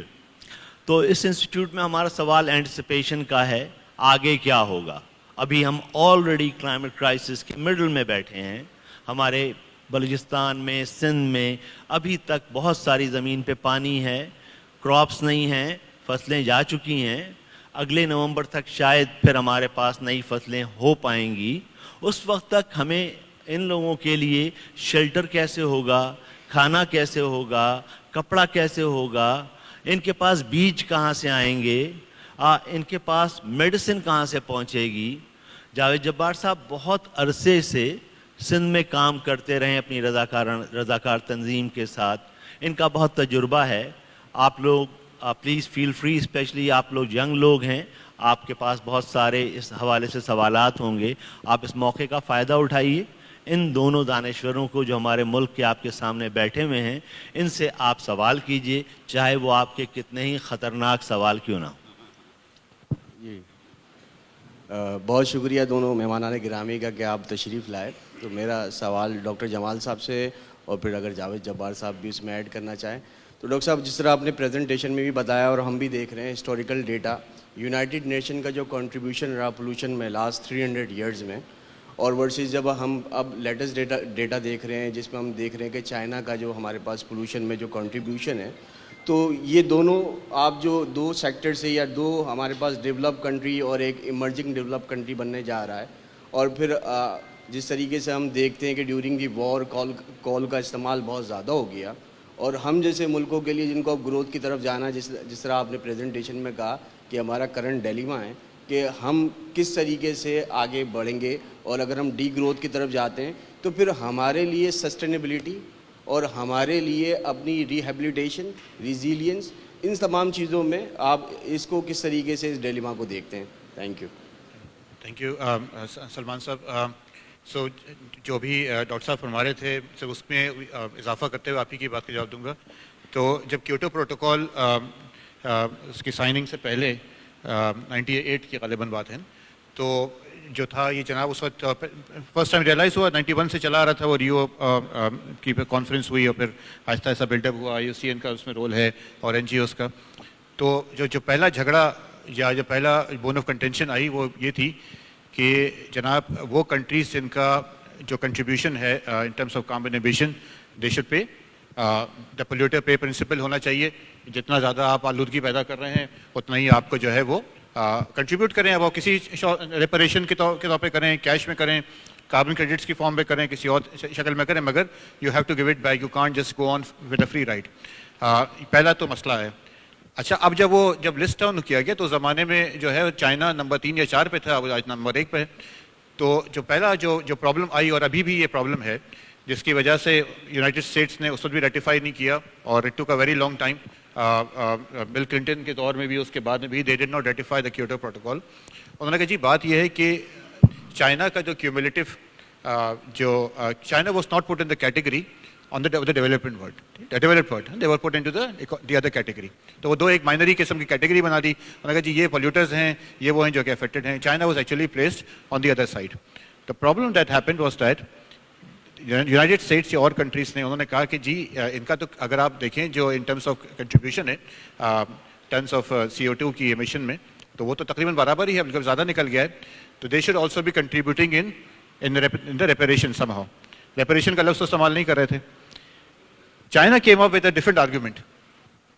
انہوں نے کہا no it's not about how much the total, the cumulative amount is not important. It is the per capita that is the key. تو آپ یہ نہ کریے کہ جی جو ہے وہ چونکہ امریکہ اور چائنا کو آپ ایک جگہ رکھ دیجئے, ہم دونوں کا برابر بھی ہو سکتا ہے, مگر اگر آپ ہماری آبادی سے ڈیوائڈ کریں گے تو پر کیپیٹا emission یا contribution actually goes way low compared to Australia and to Denmark and to Russia, for example, even for small countries like in Middle East, ان کا per capita emission is much larger. اب آپ اندازہ کریے کہ یہ آج تک مسئلہ حل نہیں ہو سکا. کمنگ ٹو ریپریشن, اگر جی کاربن کریڈٹس لے آئیں جن کا ہر ایک کو کیپ کر دیا کہ آپ اس سے زیادہ جو ہے وہ ایمٹ نہیں کر سکتے, آپ کی انڈسٹری کو بھی گرو ہونا ضروری ہے, یہ تو ایک گرو سے باہر نہیں نکل سکتے. تو ایک طریقہ نکال دیا کہ یو ہیو ٹو, کسی صورت آپ جو ہیں وہ یہ جو ڈیولپڈ کنٹریز ہیں, ایمرجنگ اکانومیز ہیں, ان کو آپ جو ہیں وہ ہیلپ کر دیں تاکہ وہ بھی سسٹین کر جائیں. تو you can actually start to buy some credit. آپ اپنی جو غلط کاری ہے اس کو سم ہاؤ آپ جسٹیفائی کر دیں, اس کو سم ہاؤ آپ بلیک کو وائٹ کر دیں. انفارچونیٹلی اس کا نتیجہ کیا ہوا, ہندوستان میں غالباً آپ کو پتا ہوگا بڑی تعداد میں پیسہ گیا یورپ یونین سے بڑے بڑے ڈیمز بنانے کے لیے. ہمارے بھی فیٹش تھا بڑے ڈیم بنانے کا, شکر ہے خدا کا کہ نہیں بن رہا. So when you try to solve one problem with a very linear way of doing it, انہوں نے کہا جی okay so the developed countries can actually you know they can just brush off their responsibility that we are spending money in Nigeria, we are spending money in Kenya, Hindustan کو ہم نے پیسے دے دیے, ان کی اکانومی ہے, بڑے ڈیم بنانے کے لیے. ڈیم تو ضروری ہے, ٹائیڈل پاور بنے گی, یہ سسٹینیبل ہے, کلین انرجی ہے. اس کا نتیجہ کیا ہوا کہ بڑی تعداد میں لوگ ڈسپلیس ہو گئے. آج بھی وہاں پہ جو ان کے انڈیجنس ٹرائبس ہیں فلاں, ان کو ہٹا دیا گیا, زمینوں کو جو ہے کلیم کر دیا, ایکولوجیکلی ڈیزاسٹر کر دیا گیا in the name of climate change repression.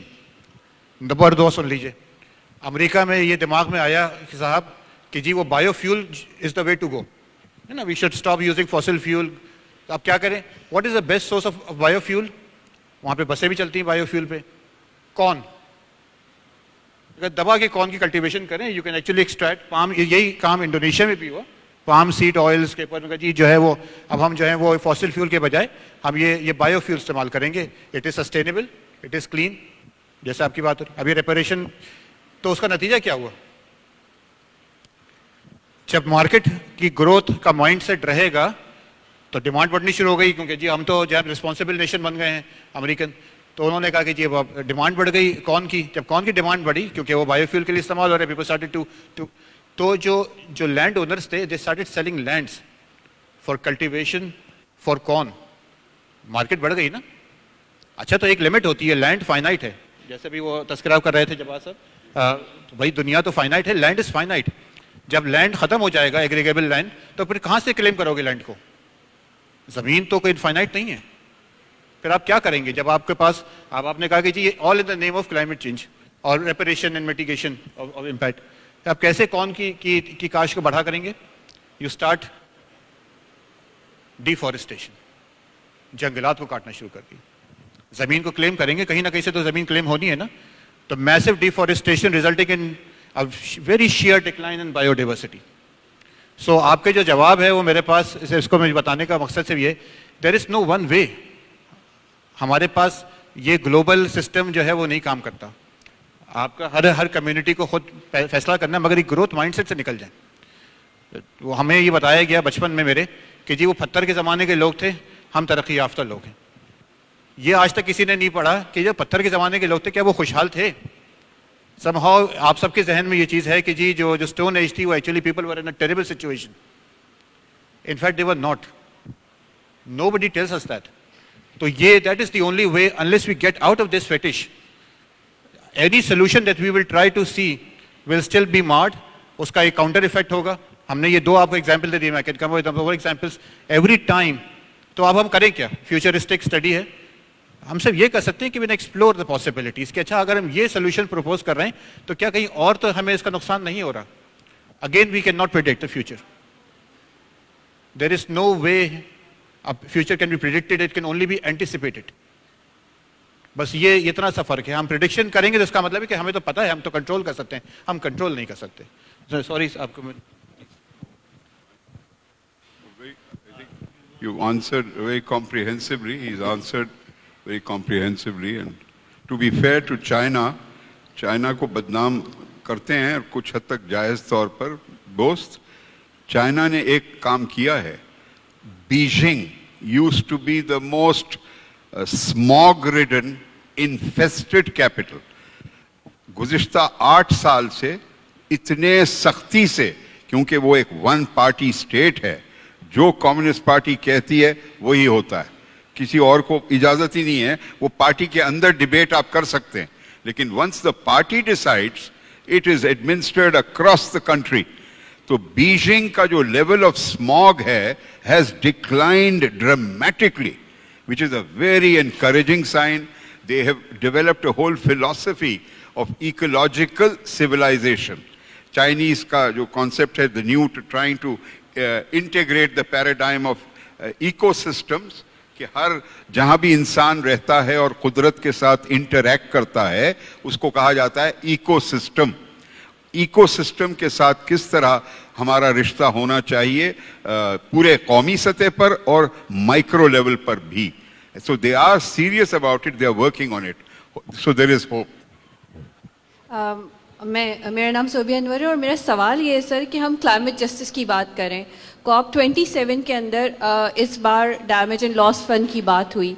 कौन से ममालिक हमें देंगे, हमें कैसे मिलेगा, और जब तक हमारे पास मदद नहीं आती हम क्या करें? We should stop waiting. तशरीफ रखिए. Thank you. Thank you. एक तो इतना मुझे ये है तो बड़ी एक आइडियलिस्टिक चीज़ मैं अर्ज करने वाला हूँ, लेकिन आइडियल्स रखना कोई बुरी बात नहीं है. जब आप आइडियल रखेंगे ही तो जब आप वहाँ तक पहुँचने की कोशिश करेंगे. अगर आइडियल ही आप निकाल दें अपने अपने जहन से तो फिर रह जाएगा एक डेजर्ट. एक डेजर्ट का क्या है उर्दू लफ्ज़, सॉरी एक सहरा रह जाएगा. तो we should keep that in mind. But हमारे सियासी कायदीन की सतह पर बिलखसूस और बिलअमूर शहरियों के सतह पर ये जो हमारा माइंड सेट है टू परस्यू कंजम्पशन, दौलत, पैसा, हालांकि वो ज़रूरी है, तहफ़्फ़ुज़ हासिल करना, सिक्योरिटी होना, it is a universal human aspiration. But we need to adopt a much more frugal approach, austerity-based approach. आप जब भी तस्वीर देखते हैं सियासी लीडरान का, किस तरह के टेस्टलेस सोफों पे बैठते हैं, गिल्डेड, ओवरडन, बड़े बड़े सोफे, किस तरह के एसयूवी गाड़ियों में घूमते हैं. मैं तो कहता हूं कि एसयूवी के इंपोर्ट को बैन कर देना चाहिए. No vehicle in Pakistan should be more than 1200 CC, 1500 CC maximum. SUV जो है वो इतना एरोगेंस को एग्जीक्यूट करता है और उसके साथ फिर 4 और एसयूवी पीछे आते हैं अफसरान के, और ठू ठू करते हुए फौज और पुलिस. और my God, it looks as if this country is a very prosperous country. और डीएचए में जहां मैं रहता हूं, मजाका खेज बात है, ट्रैफिक लाइट काम नहीं करती है, लेकिन माशाल्लाह जो बेगर माफिया है वो बड़ा काम करती है. सुबह 6:30 बजे उनकी पोस्टिंग हो जाती है. वही डीएचए में जहां ट्रैफिक लाइट काम नहीं कर रही, जो फौज के मातहत है, वहां बेगिंग माफिया बड़ा मौसरली ऑर्गेनाइज्ड है. I mean the contradictions. And then the way the whole behavioral approach to arrogance and power and wealth, this ostentation, बड़ी शादियां करना और बड़े घर बनाना. We need a radical change, and that can only come through political change. Political. And how will it come from political change? It will have to come from the people. Political leaders आसमान से नहीं आएंगे, वो उभरेंगे अवाम से. और जब तक पढ़ा लिखा तबका एक तामीरी सोच के साथ सियासत में नहीं जाएगा, after you complete your education, that change cannot be brought about. It will be brought about only through radical political change. Stop. Sorry, आपका जो मोटा सवाल था वो तो मैं भूल ही गया. मोटा सवाल ये है, I am totally against taking any more foreign aid or loans. We should rather starve than take any more loans. We cannot afford any more kharza. We cannot afford it. We are in it down to our neck. Sar se upar chala gaya hai pani. And we should not depend on the Climate Justice Fund. We can mobilize resources from within Pakistan. Pakistan की जो parallel economy है, हम इतने होशियार हैं, किस तरह law को इवेट करना है, पाकिस्तानी से आप मशवरा करें. और साथ साथ एक ऑफिशियल इकोनॉमी है ऑफ $300 बिलियन. हमारी unofficial economy, I have a feeling, is about $600 billion. जहां जाओ पैसा ही पैसा, रेस्टोरेंट्स फुल, घर पे घर बने जा रहे हैं. And 3.1 million tax filers. आबादी है 220 million. घराने हैं 42 million, जिसमें से आप कहते हैं चलिए 30 million बेचारे बहुत गरीब हैं, मिडिल क्लास है, टैक्स नहीं दे सकते. तो what about the remaining 12 million? 12 million में से सिर्फ 3 million file there tax. 9 million people, if they start paying income tax, we will not need any single dollar or rupee of foreign aid. So the answer is within Pakistan, not outside Pakistan.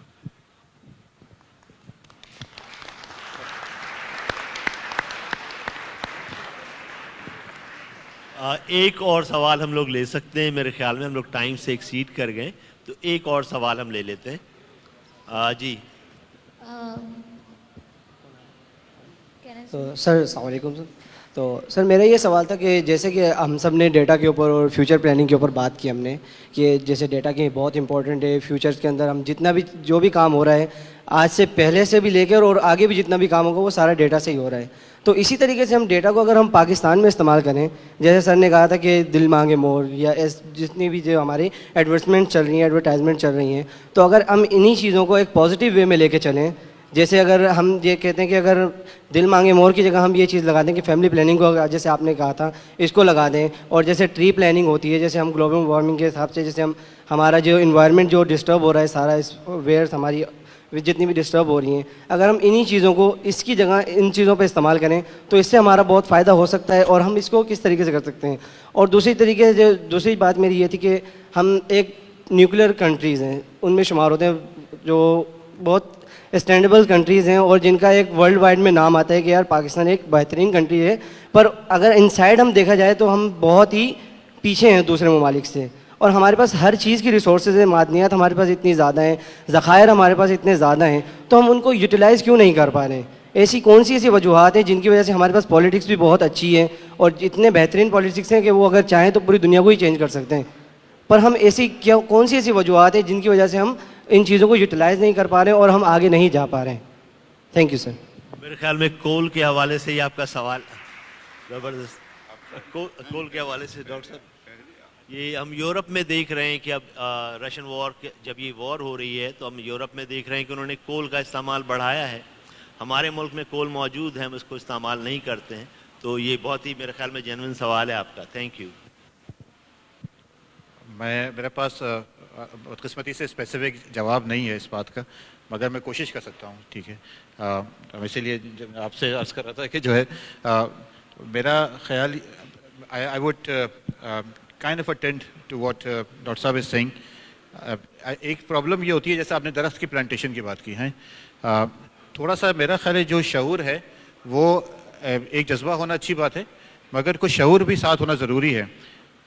अगर मैं कराची में एक मुहिम शुरू कर दूं tree plantation की, क्योंकि हम सब कर सकते हैं, आप यूथ हैं माशाल्लाह, मगर मैं वो जो दरख्त है वो इस कराची के माहौल से मुताबिकत नहीं रखता. और हमारे यहाँ ये बहुत मुश्किल, ये इनफैक्ट हो चुका है, आप जानते होंगे, कहता नहीं किसका, अब मैं नाम नहीं लूँगा, अर्जेंटीना से उठा के दरख्त ला के लगा दिए हैं कराची के अंदर, आपको शायद पता भी ना हो. हैं जो जहाँ पे ट्रॉपिकल रेन फॉरेस्ट के दरख्त जहाँ पे जिनका इको सिस्टम बिल्कुल डिफरेंट है, जहाँ पे पानी बेइंतहा बारिश होती है, जब आप कराची में ला के लगाएंगे उसका नतीजा क्या हुआ कि हमने तो अपने तय सोचा कि साहब we are doing something you know to mitigate the effects of climate change, Karachi का बेहतर हो जाएगी फ़िज़ा। नतीजा ये हुआ कि कराची में ग्राउंड वाटर जो है वो कई 100 फीट नीचे चला गया पिछले 15 से 20 सालों के अंदर। वो चिड़ियाँ तक नहीं आके बैठती उस दरख्तों के ऊपर क्योंकि they don't recognise it, for them it's an alien tree. Everything has to be contextualised and local. ये जो शऊर है, मैं तो जज्बा होना अच्छी बात है, उसको शऊर और तालीम के साथ थोड़ा सा ये चीज़ जो है वो मुंसलिक करना ज़रूरी है। उसके बगैर even if you want to do something, इसके आगे मेरे पास आपके सवाल का जवाब नहीं है, विल वेरी ऑनेस्ट, क्योंकि पाकिस्तान के आपने कहा कि हम और क्या कर सकते हैं, जावेद साहब बेहतर फरमा सकेंगे। मगर ये चीज़ कि शऊर जो है, जज्बा, मगर साथ तालीम और शऊर होना दोनों ज़रूरी चीज़ें, इसके बगैर हम नहीं चल सकते। It is an important question. When we have so many positive aspects of Pakistanis, why are we not able to? और ये याद रहे कि ये मायूसी का जो एक कैफियत पाई जाती है पाकिस्तान के बारे में, कुछ एस्पेक्ट्स के बारे में, कुछ हद तक दुरुस्त है, कुछ हद तक दुरुस्त नहीं भी है, क्योंकि ज़राए इब्लाग और सोशल मीडिया जो कि अब एल्गोरिदम्स कंट्रोल करते हैं, आप समझते हैं कि आप कंट्रोल कर रहे हैं सोशल मीडिया को, लेकिन ये आपकी गलतफहमी है, क्योंकि सोशल मीडिया आपको वो दिखा रहा है जो वो दिखाना चाहता है, क्योंकि उसको अंदाज़ा हो गया है कि आपका दिल मांगता है मोर, तो वो इंश्योर करेगा कि आप वही देखा करें, वही खबरें आप तक पहुंचाएं। हाँ, इंसान मशीन बनता जा रहा है विद दिस डिवाइस जो आपका खिलौना है आपकी जेब में, और मशीन साथ साथ इंसान बनती जा रही है, क्योंकि मशीनों में अब सुपर आर्टिफिशियल इंटेलिजेंस आ रहा है। एंड दे विल, अब आपने देखा वो जो हमारे चीन के दोस्त ने पेश किया, मैकेनिकल बीज, वाह, आई मीन अब bees are cross pollinating between flowers. कुदरत में अब इंसान इज नाउ जीन एडिटिंग भी हो गई है, for which a Chinese went to prison because he did it without authorization. वो क्या खतरनाक और नए मराहिल और नए सरहदें हम तलाश कर चुके हैं। So in Pakistan as well, there is on the one hand tremendous energy and hope and vitality which one sees across the country. By the way, apart from Sindh, I work on a voluntary basis in all 4 provinces, from Balochistan up to KP. And wherever I go, what is inspiring is the dynamism of our people. Despite the overwhelming problems, they are very confident, they are very assertive, they have faith. अभी एक मजेदार सर्वे हुआ और इस पे मैं बात खत्म करना चाहता हूं। 24 ममालिक को सर्वे किया गया गैलप की जानिब से, और उनसे कुछ सवाल पूछे गए। 19,000 लोगों को चुना गया on a random sampling basis. 2 अहम तरीन सवालात के जवाब में पाकिस्तान 24 कंट्रीज में सबसे ऊपर। दूसरी कंट्रीज कौन थी उसमें? इंडिया, जापान, मलेशिया, टर्की, हमसे बहुत ज्यादा तरक्की याफ्ता। और हम तो सुनते रहते हैं खबरें कि पाकिस्तानी यहां से भाग रहे हैं, यूनान भाग रहे हैं, ईरान भाग रहे हैं, यूरोप जाना चाहते हैं, ग्रीन कार्ड चाहिए उनको। जब उनसे सवाल पूछा गया कि अगर आपको एक और मुल्क में जाने का मौका मिले बेहतर जिंदगी के लिए, तो आप जाएंगे? सबसे ज्यादा थे पाकिस्तानी जिन्होंने कहा हम नहीं जाएंगे, हम पाकिस्तान में पिसेंगे, यहीं जिएंगे, यहीं मरेंगे।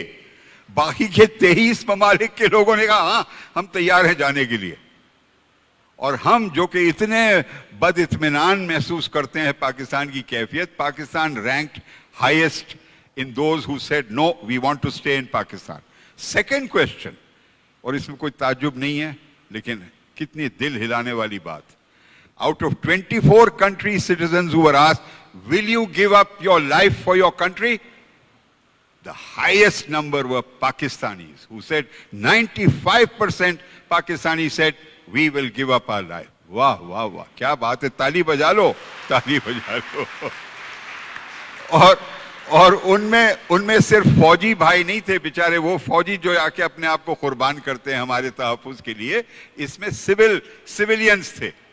सो आपके सवाल का जवाब आसान नहीं है, क्यों हम नहीं कर सकते। मैं सिर्फ रटे हुए जवाब को दूंगा कि सियासी तरीक़ेकार है। आप जैसा शरीफ शख्स इंशाअल्लाह नॉर्थ कराची से जब MPA इलेक्ट होगा 5 साल के बाद, 10 साल के बाद, तो जब किरण नजर आएगी उम्मीद की कि असेंबली में ऐसे लोग भी जाएं जो पेशावराना महारत भी रखें और मकबूलियत हासिल करने का भी तरीका मालूम करें। ये एक बड़ा एल्यूसिव फार्मूला है। जब आप शायद पैदा ना हुए, सन 2002 में आप पैदा हो गए थे, अच्छा सन 2002 में तशरीफ ले आए थे जन्नत से। सो सन 2002 में मैंने गलती की थी नॉर्थ कराची के एक हलके से कौमी असेंबली के इलेक्शन में हिस्सा लेने की। ये उम्मीद के जी मैं थोड़ा कुछ, मेरी बीवी कहती है कि तुम ठीक ठाक हो, आप भी जाके कुछ कोशिश करो। माने बीवी का वोट ऑफ कॉन्फिडेंस हासिल करना सबसे मुश्किल काम होता है, लेकिन बीवी ने साथ दिया तो हमने जाके छलांग लगाई। हमने कहा MQM के सबसे मजबूत हलके में जाकर मैं MQM को चैलेंज करना चाहता हूँ मिल्लत पार्टी की जानिब से। ओहो, घर घर गया, कम से कम 7 से 8 हज़ार दहलीज तक पहुंचकर ठक ठक किया, तो हर जगह आई वाज वेलकम।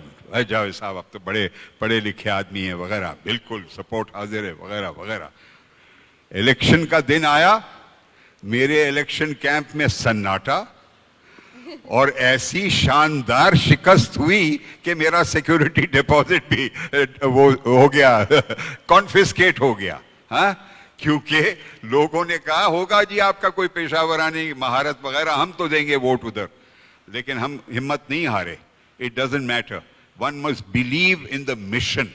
एंड शिकस्त से जो आप फिर सीख सकते हैं बहुत बेहतर होता है। बाज दफा फतेह से क्या आप सीखते हैं, तो शिकस्त से मायूस कभी नहीं होना चाहिए। There is tremendous scope in Pakistan for progressive change, but it has to begin at the political level. Thank you so much, sir. Thank you so much for sparing time for us on Sunday. This is a small souvenir. I will like to call Dr. Shams Hamid to present it to you.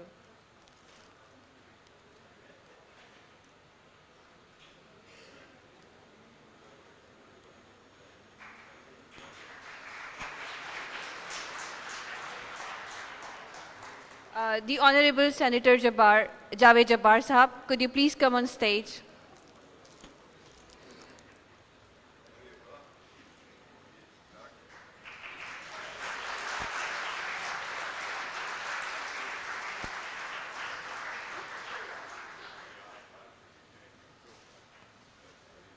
And now I would like to call upon Dr. Jamal Sahab to be on stage.